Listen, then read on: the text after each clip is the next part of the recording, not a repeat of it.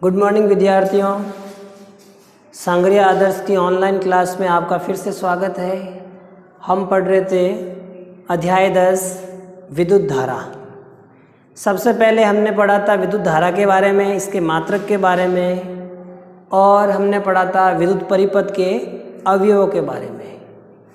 उसके बाद हमने पढ़ा था ओम का नियम, जिसमें हमने जाना था कि किसी चालक तार में विद्युत धारा प्रवाहित की जाती है तो उसके सिरों पर उत्पन्न विभवांतर विद्युत धारा के समानुपाती होता है, अर्थात V समानुपाती I होता है, तो V = IR होता है।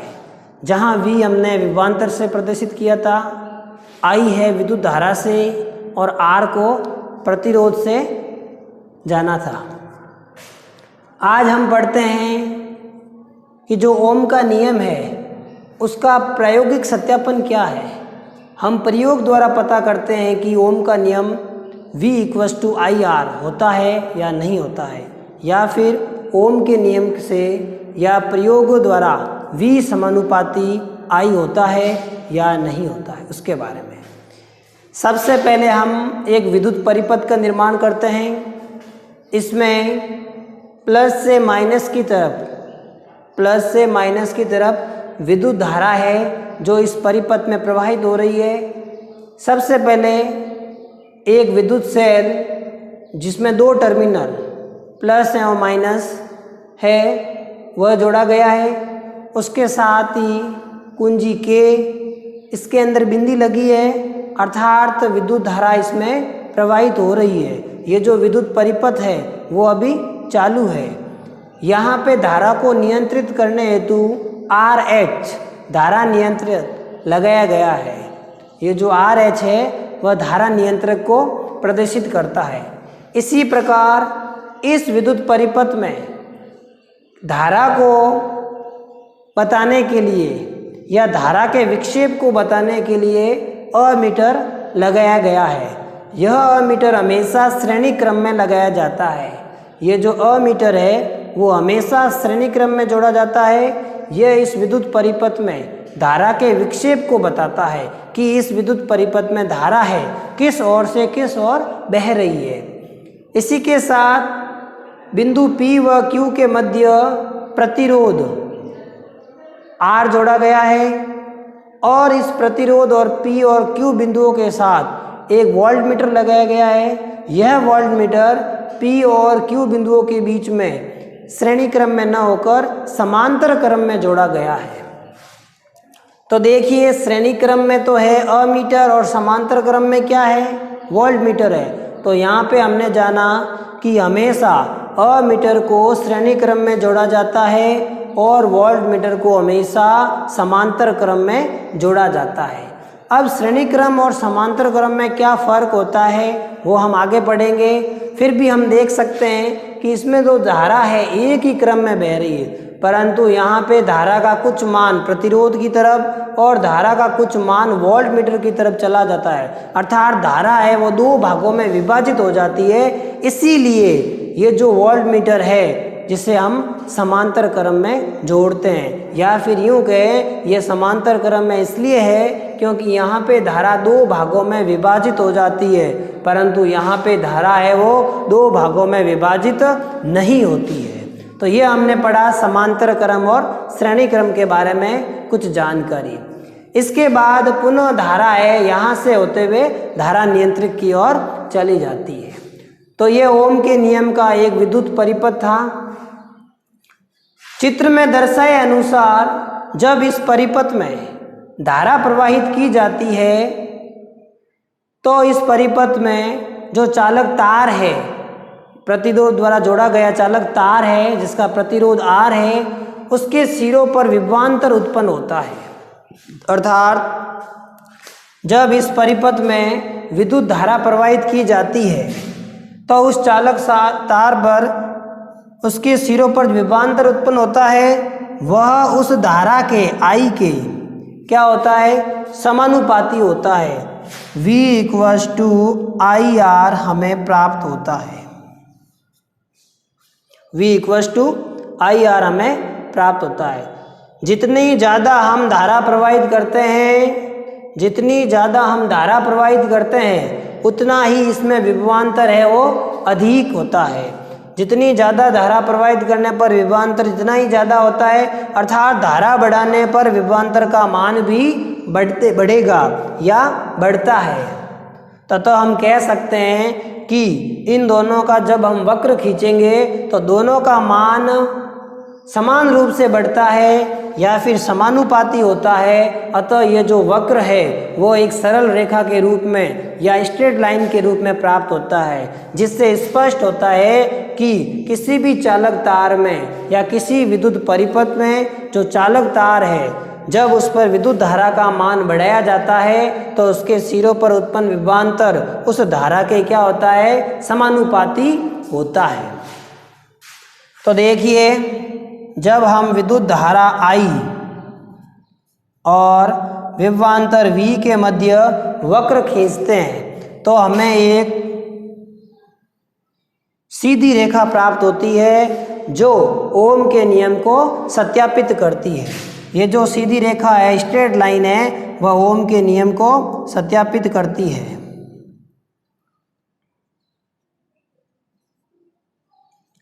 तो इन बिंदुओं से स्पष्ट होता है कि जब किसी चालक तार में विद्युत धारा का मान बढ़ाया जाता है तो उसके सिरों पर उत्पन्न विभवांतर समान रूप से प्राप्त होता है, अर्थात विद्युत धारा के विभवांतर है वो समानुपाती होता है और हमें वक्र के रूप में एक सरल रेखा प्राप्त होती है जो ओम के नियम को सत्यापित करती है। तो यह था ओम के नियम का प्रायोगिक सत्यापन। अब हम बात करते हैं एक प्रश्न की। एक चालक तार का प्रतिरोध ज्ञात करो। एक चालक तार का प्रतिरोध ज्ञात करना है। प्रतिरोध R होता है। जब इसमें 0.5 एम्पियर की धारा प्रवाहित करने पर उसके सिरों पर 2 वोल्टेज का या 2 वोल्ट का विभवांतर उत्पन्न होता है। तो हमें प्रतिरोध ज्ञात करना, क्या ज्ञात करना है, प्रतिरोध। तो देखिए, सबसे पहले हमें प्रतिरोध ज्ञात करना है। क्या क्या दिया हुआ है लिख दीजिए। एम्पियर, तो विद्युत धारा दे रखी है। विद्युत धारा I 0.5 एम्पियर। इसी प्रकार उसके सिरों पर 2 वोल्ट का विभवांतर उत्पन्न होता है। तो जो विभवांतर है V वो कितना दे रखा है, 2 वोल्ट। विभवांतर V दे रखा है वो 2 वोल्ट है। हमें प्रतिरोध ज्ञात करना है। प्रतिरोध R, यह हमें ज्ञात करना है। तो देखिए, ओम के नियम से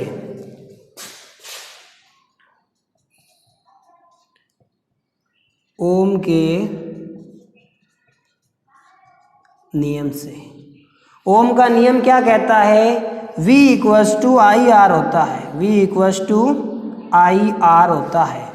तो यहाँ से हमें प्रतिरोध चाहिए R, प्रतिरोध चाहिए R।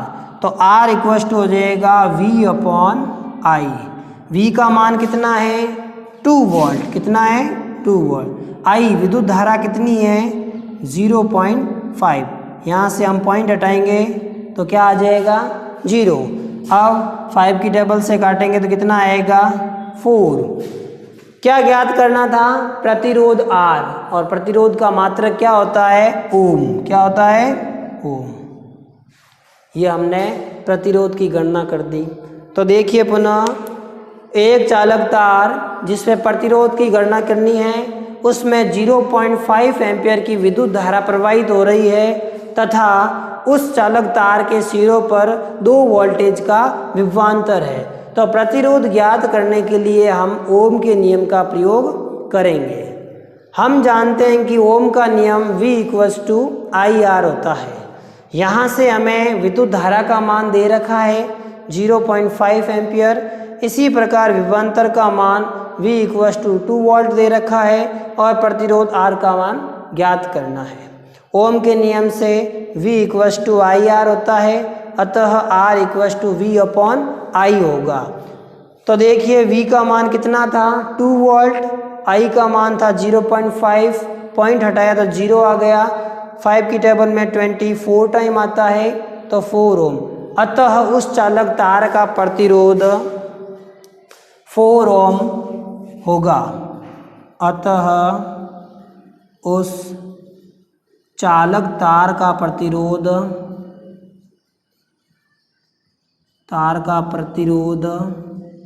R इक्वस टू 4 ओम होगा।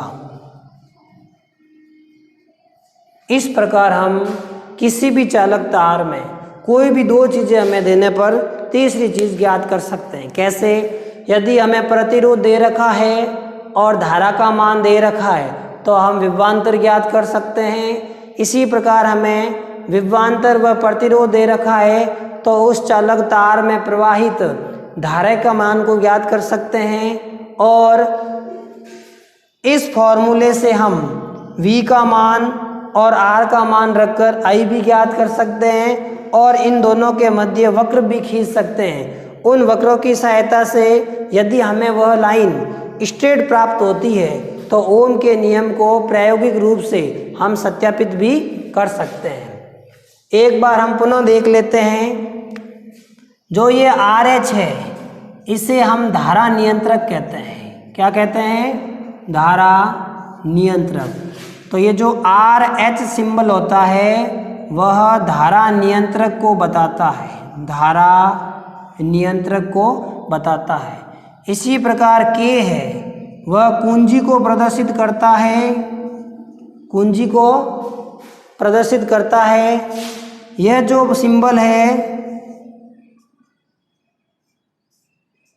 यह वोल्टमीटर को बताता है, यह सिंबल वोल्टमीटर को बताता है। इसी प्रकार इस टाइप से जो सिंबल होता है यह सिंबल हमेशा अमीटर को बताता है और यह विद्युत सेल या बैटरी को प्रदर्शित करता है। यह R सिंपल फॉर्म में प्रतिरोध को बताता है और P बिंदु और ये जो धारा है I होती है विद्युत धारा, I होती है विद्युत धारा जो हमेशा प्लस टर्मिनल से माइनस टर्मिनल की ओर बहती है। विद्युत धाराएं हमेशा धनात्मक आवेश से माइनस यानी ऋणात्मक आवेश की ओर बहती है। ये सबसे इम्पोर्टेंट बात है, प्लस से माइनस की ओर बहती है। इसी प्रकार जो कुंजी K है अगर इसके अंदर बिंदी लगी है तो इस परिपथ में धारा है वो पूर्ण रूप से बह रही है और ये जो परिपथ है यह अभी चालू परिपथ है, बंद नहीं है। अगर इसके अंदर बिंदी नहीं लगी होती है तो यह परिपथ अभी बंद परिपथ होता है जिसके अंदर धारा है वो पूर्ण रूप से नहीं बहती है। तो आज हमने जाना ओम के नियम के प्रायोगिक सत्यापन के बारे में और हमने किसी भी चालक तार का प्रतिरोध कैसे निकालते हैं, प्रतिरोध की गणना कैसे करते हैं, इस न्यूमेरिकल आंकिक प्रश्न की सहायता से ज्ञात किया। धन्यवाद।